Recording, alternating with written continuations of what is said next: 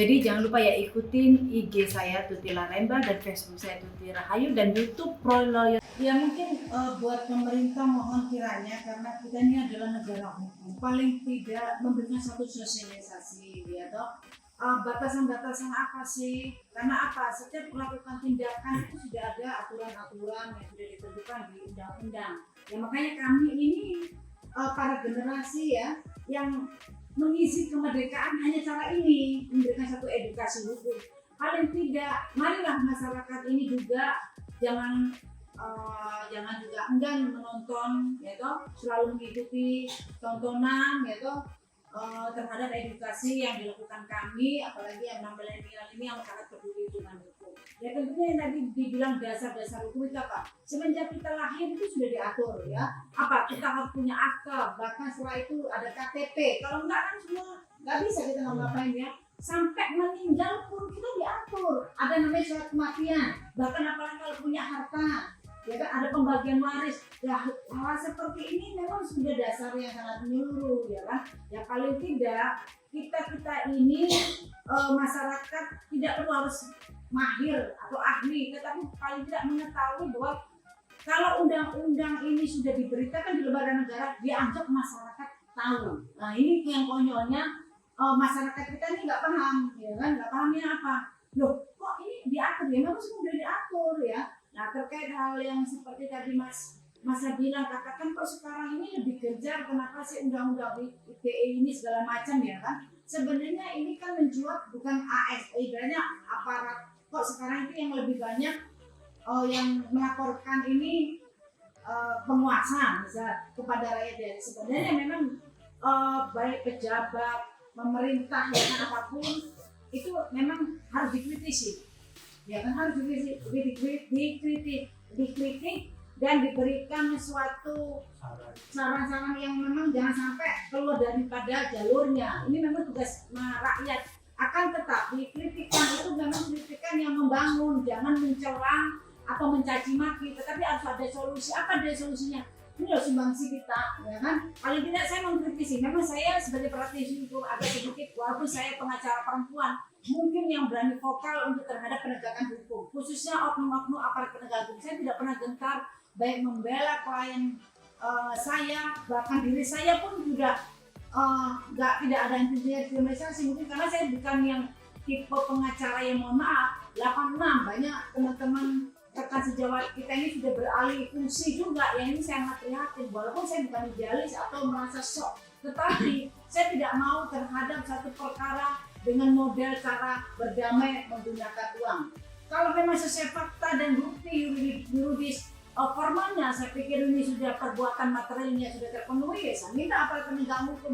Saya tidak mau suap menyuap. Karena apa?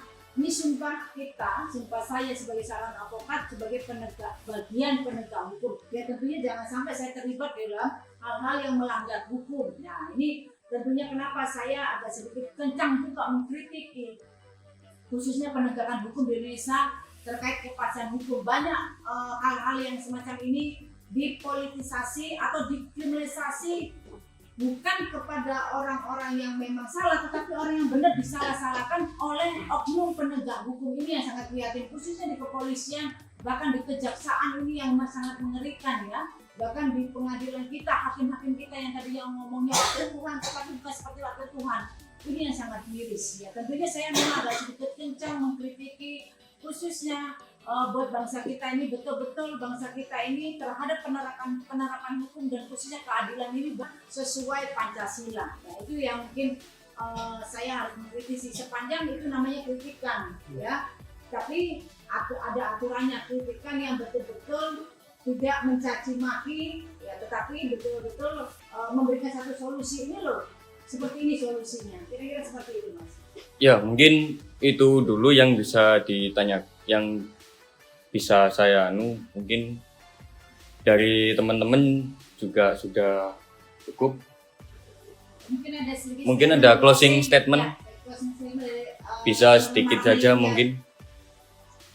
Jadi kalau menurut saya ya, kita sebagai milenial ini harus wajib mempelajari hukum dan wajib untuk memberikan edukasi mengenai hukum kepada masyarakat di luar sana agar terciptalah masyarakat yang paham hukum, oleh hukum.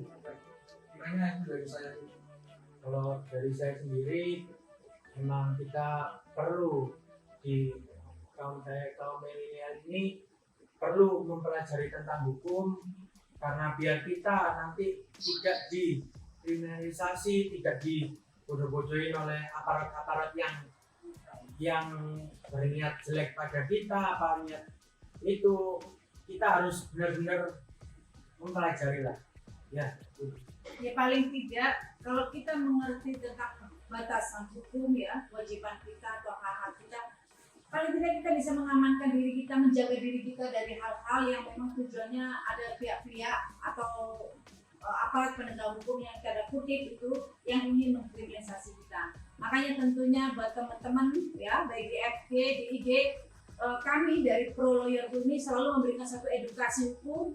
Ada yang pengacara yang memang kita frontal dalam arti memberikan suatu pemahaman, bukan frontal mencaci maki, tetapi terkait oknum ya, penegak hukum. Tapi tidak semuanya penegak hukum itu yang nakal. Sebagian ini yang memang sangat prihatin ya. Kalau sampai dikenakan undang-undang ITE, kami berani bertanggung jawab sepanjang kami tidak melakukan suatu korupsi, tidak melakukan suatu perbuatan suap menyuap, ya kan?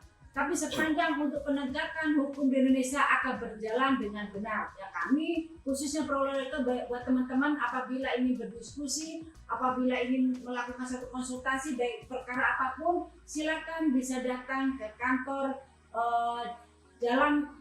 kantor Kutila Remba SSN Partner di Jalan Ketampon, Ruko Permata Kapling 9798 Surabaya.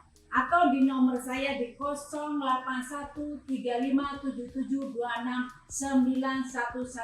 Kami tunggu baik melalui baik komunikasi di WA, tapi kalau menyangkut masalah terkait perkara sebaiknya Anda langsung telepon, atau yang di daerah Surabaya atau Jawa Timur sekitarnya bisa langsung datang ke kantor kami. Sekian, terima kasih.